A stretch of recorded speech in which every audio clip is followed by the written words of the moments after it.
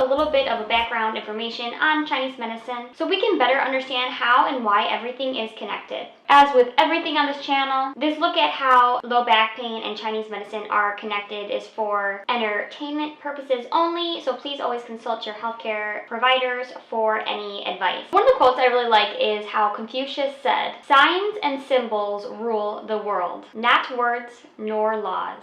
We can really understand how important symbols are. We know that language and words in general are symbolic of thoughts, feelings, and experiences. So in Chinese medicine, they use symbols, elements, body parts, seasons as a way to symbolize or show connections, representations, and deeper understandings if we look. So since we are currently in the winter season, other things that are connected to the season in Chinese medicine are the kidney and bladder meridians. If you've already seen my winter conduct and food videos, you will already know this, but if you have not, make sure you go check those out next. Now, in Chinese medicine, the kidney and bladder are not physical organs, but more of energetic pathways. The kidney and bladder likewise rule aspects or certain spirits that our body encompasses. The kidneys are especially important because they hold our Jing, or what is often translated as essence, or what we can consider one's life force energy. We are born with only so much Jing available, and when all of our Jing gets used up, this is when our physical body dies. It's like a battery pack, and naturally, it declines with age.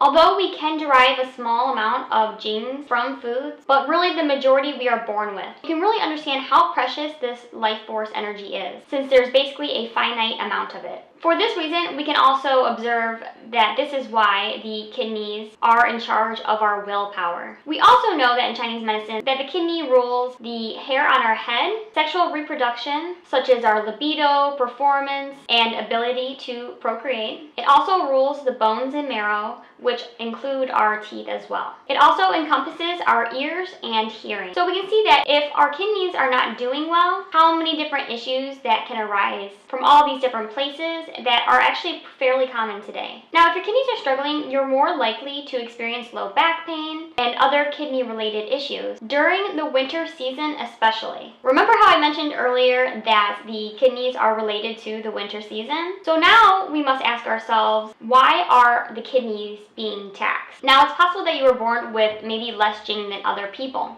Since we all come from different sets of parents, and their health and well-being at the time of conception determines our specific constitution. But for today, we'll put that aside since out of our control. So what activities deplete our Jing, or life force energy?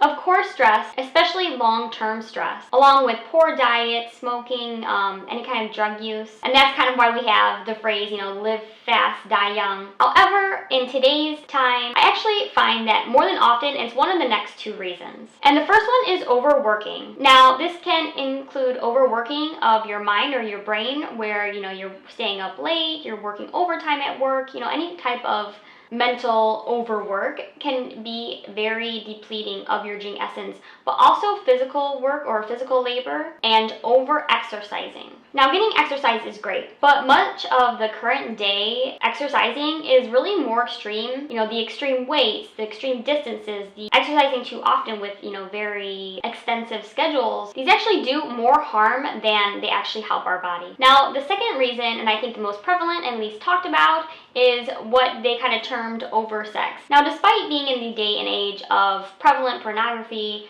OnlyFans, F-boys, I find to my dismay that this is really an under-discussed topic, especially given today's culture. We've seen the kind of idea or concept of noFap become more and more trendy online, and there is some truth to it. Now, with everything in Chinese medicine, there is no moral judgment of something being good or bad. However, we know that we can use anything to either help or harm us if we understand the energetics of what's actually going on. Now, this video is specific to men, as women actually have different methods, if you will, of how they leak Jing. So if you're interested in that video, make sure you are subscribed so you get a notification. But when men ejaculate, they are in a sense losing a part of their own essence, or Jing. Now, if we really think about the creative energy or power that essence holds, it is basically what could be half of an entire person, plus their entire lifetime of life force energy, plus their ability to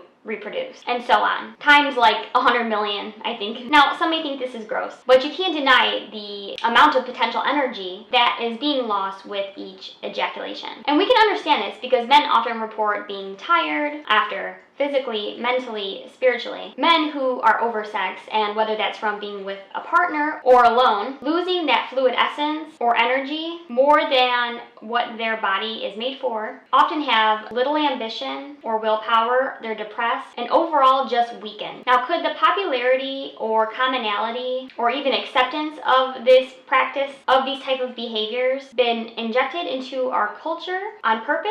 This is something to consider. And this isn't to say that men should never ejaculate. Chinese medicine prefers taking the middle path to avoid swinging between the two extremes. And there is no single formula to use for how often men should. There are many different opinions and suggestions that have been given over different dynasties and ages, but these people are also living in different types of cultures and with very different lifestyle than we are living today. And as with everything in Chinese medicine, it is also according to that individual. So taking into account the level of Jing that that person was naturally given from their parents, how they've conducted themselves throughout their life, how they treat themselves day to day, level of stress, all these things are factors into, how well they're taking care of their Jing. So I'll post a few recommendations that I have found over time, just to give you an idea of the types of ranges that have been given throughout the ages in Chinese medicine, which is derived from Taoism. And really, more importantly than just sticking to some arbitrary number, is we need to have our own direct experience of something to truly understand it. Listening to your body and how it responds is almost always the best way to go. And of course, there are things you can do to help support your kidneys, which include conduct or lifestyle behaviors, along with everyday diet. So if you're interested in that, watch my winter videos regarding winter conduct and winter foods for more ideas on supporting your kidneys.